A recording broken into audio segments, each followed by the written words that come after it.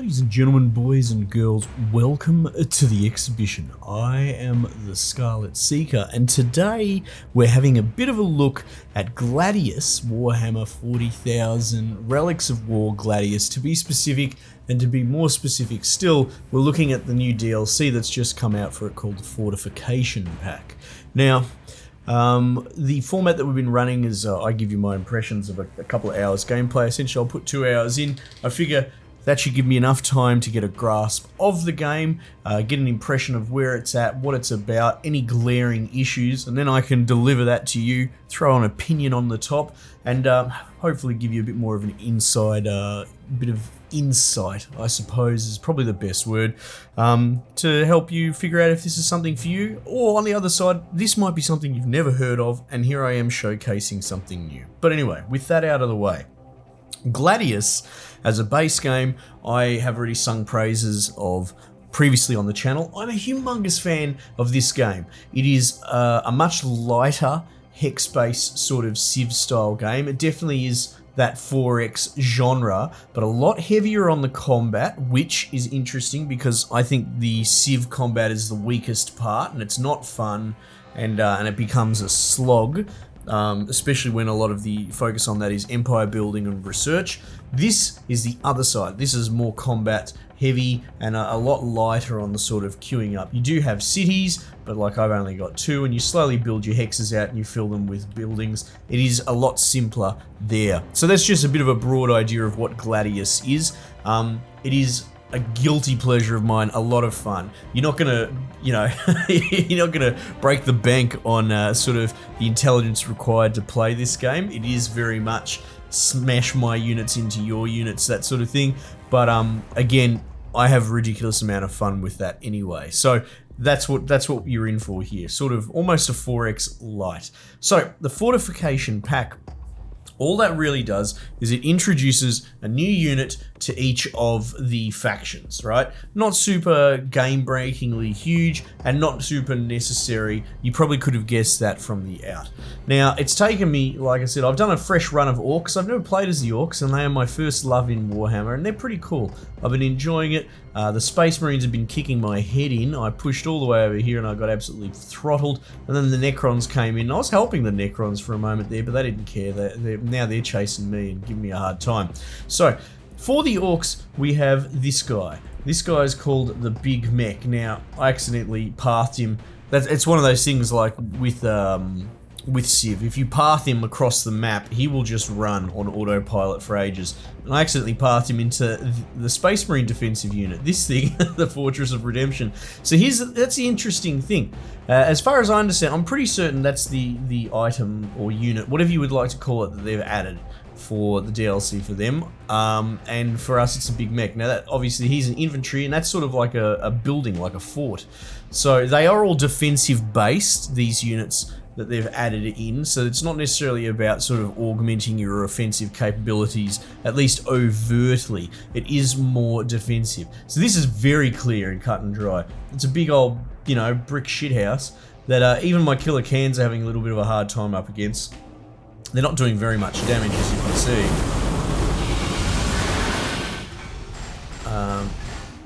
Meanwhile, it is, they're not going to win a one-on-one against it, so it can hold its own. So they've plopped that down there to protect this defensive node.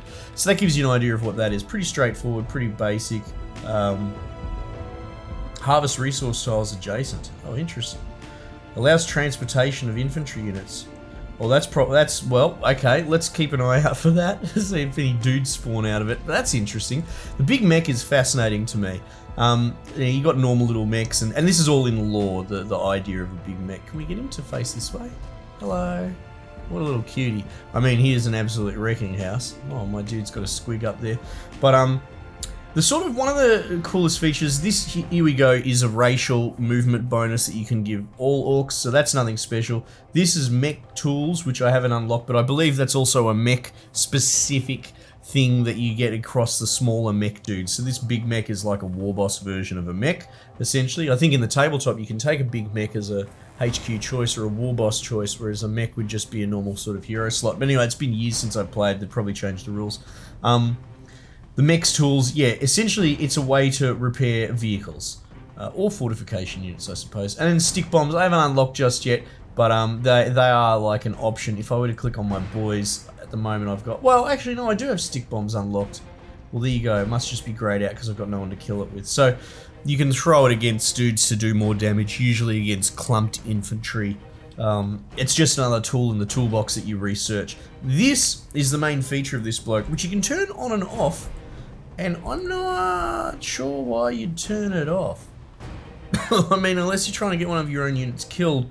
I haven't played much of the Orcs, generally speaking, because I haven't had enough time to play this game a lot, but maybe you've got weird boys, which are psychers. I don't know, maybe there's a berserker unit that has, like, if it receives damage, it does more. You know what I mean? Maybe there would be an incentive to allow you guys to take more damage. But essentially, this thing here is what you take him for. It's this custom force field. Again, very much in lore. I used to play Orcs, so all this stuff is pretty good trip down memory lane. 33% range damage reduction, and it's not just for him, it's for adjacent dudes as well. So you can see the little bonus there, it's the green thing there. You can turn it off and it goes away. Cool. But if we were to go and move these dudes into an adjacent square, you'll see that, click back on them, they're getting that custom force field there. So 33 damage range reduction is actually nothing to scoff at. That's pretty big, especially since you can, you know, do all these hex squares around him and just fill them up with units. What I've taken to doing in this sort of mid to late game, see, in the early game you run around and you collect all these little points, and you can be a little bit more, you know, you go that way, you go that way. Your dudes can run around as scouts, and there are sort of neutral mobs that you fight, but we're now into a point where they've pretty much all been wiped out. Everyone's established their sort of quarters. And now, especially with the Space Marines, the amount of overlapping cover fire that they have, and against my killer cans, they've got a lot of like melter gun units, so I've had to start blobbing a little bit, so that's why we're sort of all centralized here. So this unit is extra good, great English there, Scarlet, but extra more gooder in this scenario. So you blob up around him and he will mitigate the huge disadvantage, which is Space Marines fire. Now these guys are all like sort of slugger chopper boys.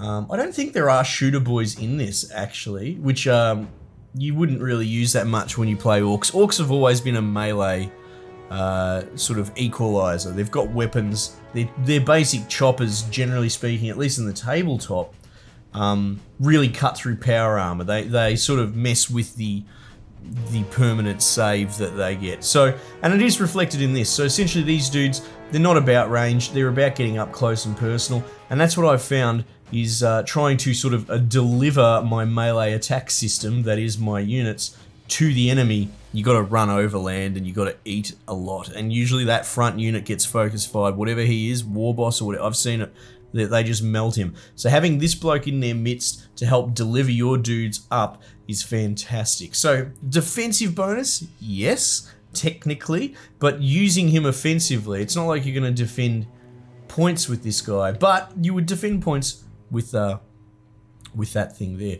Anyway, so each of the excuse me, each of the factions has their own units. Obviously, I don't have a huge amount of time to look at every single one, but I thought I'd take this opportunity to record now, seeing as we've managed to get two sort of on the same map.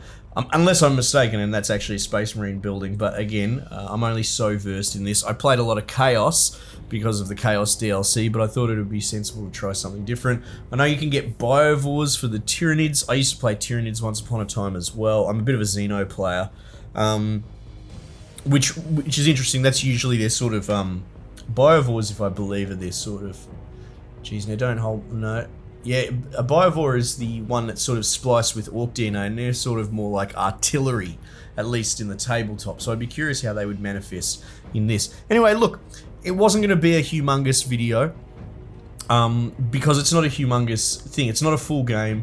Gladius, if you hadn't heard of it or you didn't know about it, but you even have a little bit of an interest in sort of... Like, to be perfectly honest, you could chuck a podcast on and just grind this game and have a good old time. Doesn't require a huge amount of mental acuity. And to be honest, there's a place for that sort of game. And I'm a big fan of this. So Gladius as a whole, I still recommend highly. This DLC, I would recommend if you're a fan. You already like Gladius. Excuse me.